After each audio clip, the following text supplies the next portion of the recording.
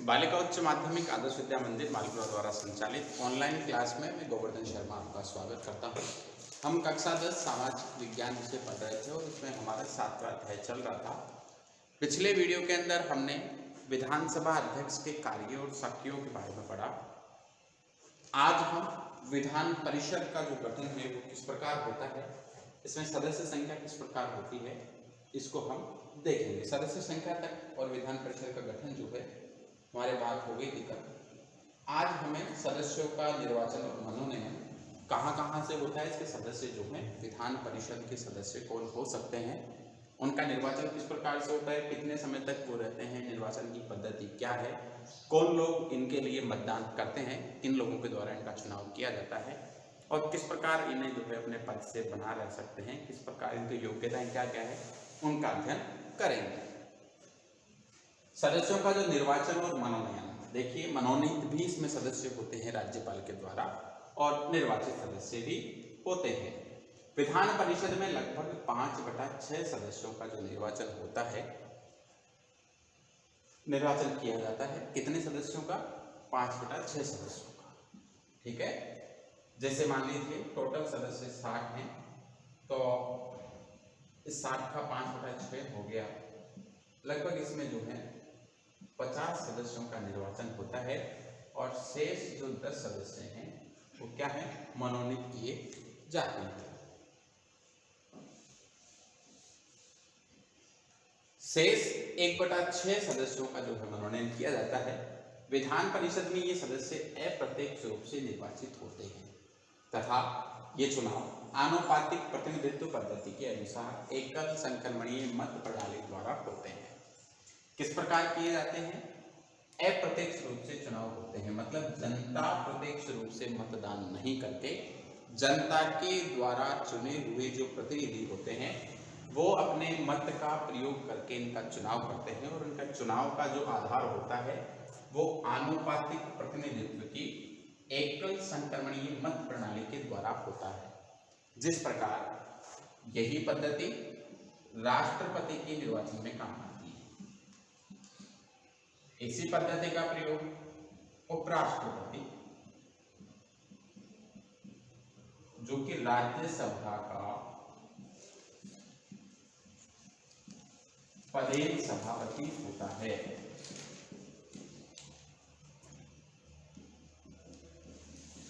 ठीक है, इस उपराष्ट्रपति का चुनाव जो है राज्यसभा के पदेन सभापति के रूप में नहीं होकर उपराष्ट्रपति के रूप में होता है और यही आनुपातिक प्रतिनिधित्व की एकल संक्रमणीय मत प्रणाली है, वो राज्यसभा के सदस्यों की। ठीक है, यही प्रणाली विधान परिषद के सदस्यों के लिए है।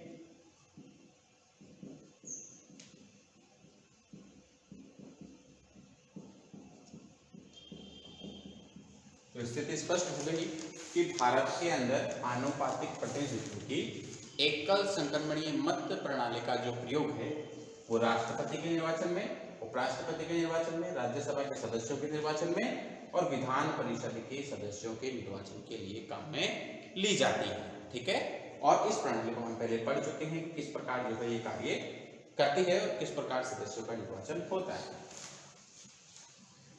अब इन सदस्यों का निर्वाचक मंडल कौन होगा? जिस प्रकार राष्ट्रपति के निर्वाचक मंडल के अंदर भारतीय संसद के दोनों सदनों के निर्वाचित सदस्य, 70वें संविधान संशोधन के अनुसार दिल्ली और पुडुचेरी के विधानसभाएं हैं यहाँ के निर्वाचित सदस्य और भारतीय संघ के सभी राज्यों की विधानसभाओं के निर्वाचित सदस्य जो हैं वो भाग लेते हैं।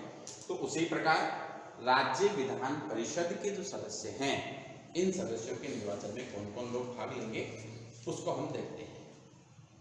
इसके जो निर्वाचक मंडल है इसमें स्थानीय संस्थाओं का निर्वाचक मंडल होगा। अब स्थानीय संस्थाएं कौन कौन सी है? एक तो इसके अंदर विधायक, चलो उसको बाद में देखेंगे। समस्त सदस्यों का जो यथाशक्य निकटतम 1/3 उस राज्य की नगर पालिकाओं से, जिला परिषदों और ऐसी अन्य स्थानीय संस्थाओं द्वारा चुना जाता है जैसा कि संसद कानून द्वारा निर्धारित करती है। मतलब इनके निर्वाचक मंडल के अंदर एक तो राज्य की जितनी नगर पालिकाएं हैं उन नगर पालिकाओं के जो सदस्य हैं, पार्षद जो हैं विधान परिषद के सदस्यों के निर्वाचक मंडल के रूप में होंगे। दूसरा, जिला परिषदों के सदस्य, ठीक है, जिला परिषदों के सदस्य जिन्हें हम डीआर कहते हैं, ठीक है, डीआर जो है वो डीआर भी इसके निर्वाचक मंडल में सम्मिलित होंगे और ऐसे अन्य स्थानीय संस्थाओं द्वारा चुना जाता है, ठीक है, ऐसी अन्य स्थानीय संस्थाएं जिला परिषद नगर पालिकाओं में जैसे नगर निगम हो गया, नगर परिषद हो गया, जिला परिषद है उसी प्रकार जो है पंचायत समिति हो गई या पंचायतें हो गई, तो इनमें से जिसको भी संसद तय करे, संसद कानून द्वारा तय करे, वो इसके निर्वाचक मंडल में सम्मिलित होंगे। नगर पालिका के जो सदस्य हैं पार्षद, जिला परिषदों के सदस्य कौन है डीआर, पंचायत समिति के सदस्य सीआर, तो ऐसे लोग जो हैं मिलकर संसद जिनको निर्धारित करे, जिनको अधिकार दे, वो अपने मत का प्रयोग करते हुए इनके जो निर्वाचक मंडल होगा उसमें सम्मिलित होंगे और विधान परिषद के सदस्यों का निर्वाचन करेंगे। आगे चलिए, इसी के अंदर इनका जो निर्वाचक मंडल है इसमें कौन सम्मिलित है, विधानसभा का निर्वाचक मंडल होगा कुल संख्या के यथाशक्य निकट 1/3 सदस्यों का निर्वाचन विधानसभा के सदस्य ऐसे व्यक्तियों में से करते हैं जो विधानसभा के सदस्य न हो, मतलब इनके निर्वाचक मंडल के अंदर विधानसभा के सदस्य सम्मिलित होंगे और उसका 1/3, ठीक है, 1/3 तो इन्होंने सुन लिया लगभग, और उसका 1/3 जो है विधानसभा के निर्वाचक मंडल के जो सदस्य हैं ये तय करेंगे और वो उन व्यक्तियों को करेंगे जो विधानसभा के सदस्य न हो, ठीक है। इसके बाद स्नातक होते हैं जो ग्रेजुएशन, मतलब जिन्होंने 12वीं के बाद 3 वर्ष की शिक्षा महाविद्यालय में प्राप्त की हो, बीए किया हो या बीएससी किया हो या बीकॉम किया हो या बीटेक किया हो, कुछ भी प्रकार की जो शिक्षा है कक्षा 12 के बाद जो है वो चुने गए हैं, पढ़े हैं उन्होंने, तो उनमें से जो है 1/12 सदस्य इसमें से चुने जाते हैं। यह ऐसे शिक्षित व्यक्तियों का निर्वाचक मंडल होता है जो उस राज्य में रहते हैं, मतलब उसी राज्य के निवासी होने चाहिए मूल, जिन्होंने स्नातक स्तर की परीक्षा पास कर ली हो। स्नातक स्तर देखो 10+12 हमारे यहाँ पर जो एजुकेशन सिस्टम होता है कक्षा 10 के बाद 2 वर्ष का होता है, 10+2, इसे हम क्या करते हैं 12 करते हैं, और उसके बाद फिर 3 होता है जिसे हम ग्रेजुएशन करते हैं, जिसमें बीए आ गई, बीएससी आ गई, बीकॉम है, बीटेक है, इसके अलावा और भी, ठीक है, जैसे बीबीए हो गया, बीसीए हो गया और कई सारी नर्सिंग वगैरह जो चीजें होती है वो इसके अंदर सम्मिलित होती है। तो इस ग्रेजुएशन के समकक्ष जो भी अध्ययन किया हो या परीक्षा पास कर ली हो, उनमें से परीक्षा पास किए 3 वर्ष से अधिक हो गए और ये परीक्षा पास की होगी उन्हें कितना समय हो गया, 3 वर्ष से ज्यादा का हो गया हो, कम से कम 3 वर्ष हो जाना चाहिए। यह निर्वाचक मंडल कुछ सदस्यों की यथाशक्ति निकटतम 1/12 भाग को चुनता है। 1/3 सदस्य तो कहां से चुन लिए गए, नगर पालिकाओं से, 1/3 सदस्य विधानसभा के सदस्यों के द्वारा चुन लिए गए, 1/12 सदस्य जो हैं वो कहां से चुने गए, स्नातकों में से। आगे देखिए, निर्वाचक अध्यापक का निर्वाचक मंडल, इसमें वे अध्यापक होंगे जो राज्य के अंतर्गत किसी माध्यमिक विद्यालय या इससे उच्च शिक्षण संस्थान में 3 वर्ष से पढ़ा रहे हैं। माध्यमिक विद्यालय हमारे यहाँ पर प्राथमिक, उसके बाद उच्च प्राथमिक, फिर माध्यमिक और फिर उच्च माध्यमिक, जहाँ कक्षा 10वीं तक की पढ़ाई होती है वो माध्यमिक विद्यालय कहलाते हैं।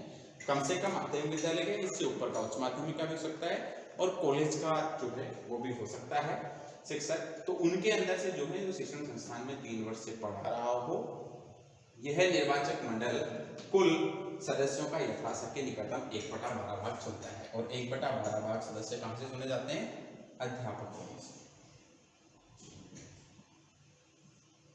इससे पहले कौन से, स्नातक, ये विधानसभा के द्वारा, ये नगर पालिका और जिला परिषद।